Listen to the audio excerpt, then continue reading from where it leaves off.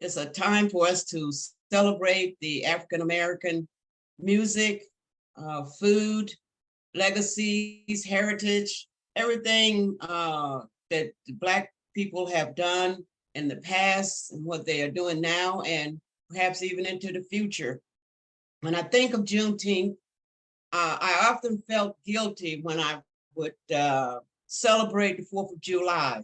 Uh, we declare that all men are created equal and they are endowed by their creator. And among those things, those liberties are life, liberty, and the pursuit of happiness.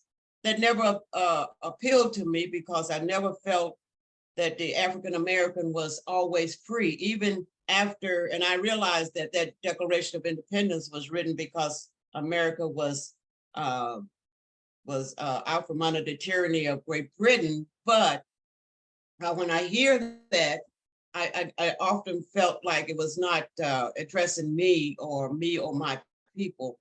And so now we have the opportunity to celebrate Juneteenth, to celebrate all the things that we have never had the opportunity to celebrate. We know the story of the Juneteenth and how it went. The people in Texas didn't know that they were free, but when they began to migrate from Texas to other places, they took with them the idea of Juneteenth. And so now we get to celebrate our day, and we get to say, this is the day that we have come to celebrate all that is Black, all that is African American, all our music and all our heritages, and all those whose shoulders we're standing on even today. We get to celebrate. And so Juneteenth to me is just a big celebration. It's not about calling out, it's not about looking out, but it's about celebrating the things that are Black. What's it mean to me? I don't really know. I'll wonder as I journey through this world and through my Christianity, and I think, what is Juneteenth? You know, I think of the people. So it's June 18th, 1865. And at that time, from the 2 years when the Emancipation Proclamation happened in 1863, there's been a movement into Texas of a lot of slaveholders bringing their slaves because to get away from the Union soldiers coming into the South and freeing their slaves on their property. Because those that were still held by Confederate, they couldn't do anything about. So 2 years later, on June 18th, they're still in the same way. You know, there's probably been this message that they've heard that's trickled through the grapevine. And then on June 19th, you have a general that comes into town and he reads the Emancipation Proclamation, and he reads about how the slaves are free and cannot no longer be used as free labor. And I think of myself in that situation. Well, as a white man, how can I think of myself in that situation? I can't be there in that situation. But I wonder, the joy, the excitement, can I sense that? Can I sense the joy of a Black man, woman, or child, and how they feel in that moment when they're hearing that from a general, and it's a general of the Union Army, and it's not one of those from the Confederacy, it's not from the South. It's one who seems to have authority. We talk about that. We will talk about that this Sunday in our scripture. About Jesus having authority and giving it to the disciples. The general comes in and has authority and frees the slaves, telling them at the same time, you know, you don't need to just take off and run off or go do this or that. Stay on your property, but now the property owner has to pay you for working. Well, all of that worked fine, I guess, for some, and some said, no, I'm getting out of here. But the thing about Juneteenth, they started celebrating it. They started buying land to have emancipation parks. They started celebrating it every year. And then, what is it? In Galveston in 1865 on June 19th, till 2021, when it became a federal holiday, it was celebrated. But we knew nothing of it. We did not really want to know nothing of it, probably. It was not a holiday that was what we call the ones that were put forth by the white power. We had our Independence Day, July the 4th. But this was an Independence Day of those who had been drugged from their home in Africa, come across on a boat in what is called the Middle Passage, and come onto a shore of a place that was foreign to them and forced to do the work on the white man's land, working in the cotton and the tobacco and the indigo and the rice, until that day on June 19th, 1865, especially for Galveston, Texas. And so as that has grown over the years, we have gotten now to where we celebrate as a country. Other people still fight it, but that is okay. One day we will all come together as a people. I pray for that, and I hope for that. And we can all come together and celebrate all independences. I celebrate with the people of Estonia the independence they got from the Russian or Soviet Union in the late 80s and early 90s. I celebrate with my Native Americans who still look for an independence to the Europeans who drove them from their lands. And I celebrate with the African Americans on June 19th. Let us all realize that. Let us do what we can. We've had our power and we've made our days.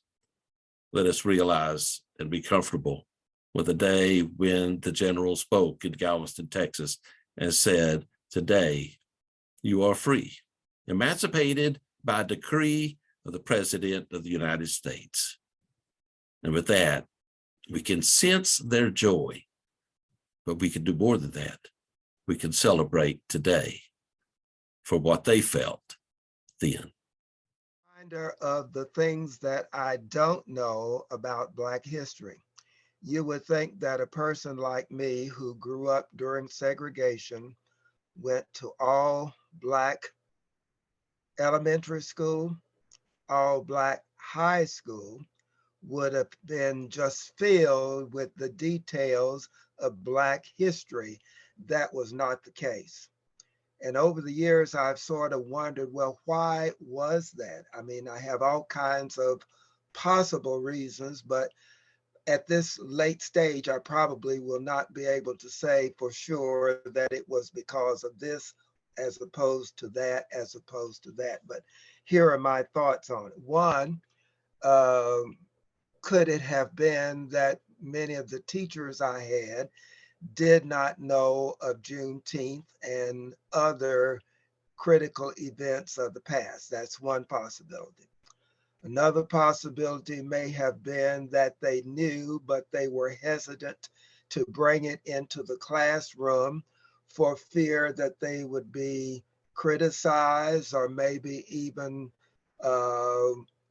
knocked down by the people who were in charge of their jobs. It could be that there were no documentations available that would tell them the details. In other words, what book could you go to and find out about all the things that were missing? We didn't have Facebook then. We didn't have internet then. We didn't have cell phones then. The list goes on and on. So as far as information getting out, maybe it didn't get out. Juneteenth is just one of them. The Emancipation Proclamation the information getting out to everybody who needed to hear that information. The other thing that comes to my mind is that it wasn't just things that happened long distance away. I can share with you that there were things that I didn't know as close as members of my family. I had an uncle who was a Tuskegee Airman in World War II. I did not learn that information until after he died in 1992.